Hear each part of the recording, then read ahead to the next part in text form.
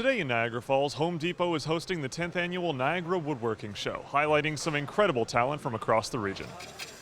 We've got five local guilds associations. We've got the Niagara Woodworking Club, the Golden Horseshoe Woodturners Guild, the Niagara Woodcarvers Association, and the Market Tree Society of Canada as well.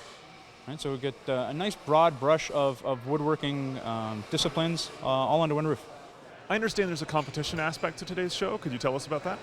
People can bring in a pre-made project. The competition rules are very simple. It either fits inside a 2-foot by 2-foot box or it does not.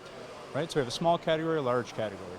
You'll see turnings, you'll see pyrography, you'll see carvings, you'll see cabinet making, box making, toys, furniture building, you name it, right? So a little bit of everything shows up, and it's kind of nice because I never know what shows up year after year. We've got a number of vendors here, very similar to previous years. We're going to be giving away probably about $6,000 in prizes, right? Which is great, and those all get donated by the vendors. So, could you tell us more about Market Tree?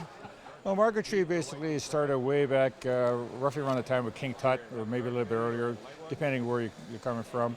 King Tut basically had a piece of object that was in his tomb called intarsia at the time. It's basically a little thicker wood than Market Tree. Basically, some parts of the world work with very thin, what we call veneers. The veneers are up to probably 6 sheets of paper thick.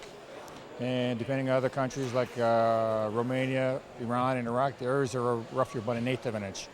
And what they do is they just basically cut it to certain pictures, different sizes, and then what they do is they just put all the different kinds of woods together, and a lot of it is really fascinating. A lot of really nice work that's been done over the years.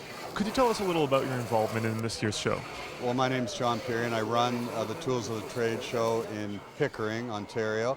It's a twice-a-year event where we sell vintage and antique hand tools. So I know Kevin, who works here at the store, and he invited me down to kind of demonstrate and display my wares, which is why I'm here. And I came last year and we had a great time, so we're back this year.